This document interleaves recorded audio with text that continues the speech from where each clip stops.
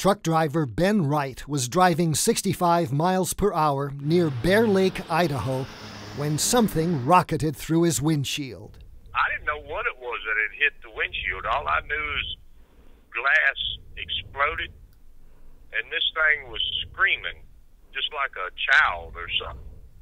The bald eagle's outstretched wing kept it from coming completely through the windshield. Well, she had a lot of hemorrhage coming out of her mouth and also her nares, her nostrils.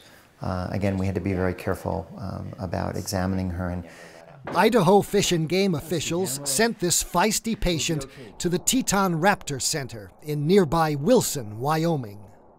I found it a minor miracle that she survived the accident, and not only to survive the accident, but to be able to be eating spontaneously. And oftentimes we have to force feed birds that come in here. And she didn't need any assistance whatsoever, which is, she had just a true testament to her constitution. She's an incredibly strong bird. Finding no lacerations or broken bones, staff limited contact with her to reduce stress.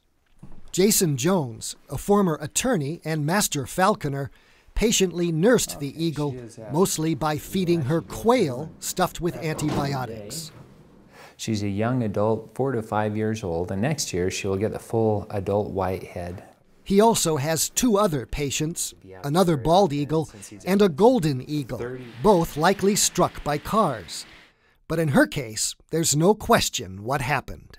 Just listen to her heart. After a month at this nonprofit rehabilitation and conservation center, she's getting a final checkup. Birds in captivity can gain too much weight, making it hard to fly. At more than 10 pounds, she has just enough extra padding to get by for 2 weeks before she'll have to start hunting. The morning after her exam, she gets an identification band. Then Jones drives through a snowstorm back to Idaho, where local officials, including the sheriff who responded to the high-impact collision, have come to see her release. I'm surprised that it survived the impact with the truck. It's just amazing. It's just a miracle that that bird survives. So I step over here, try and throw her into the wind and hope that she flies off. Off we go. For those who helped give this eagle a second chance at freedom, they say this is the most remarkable recovery they've ever seen.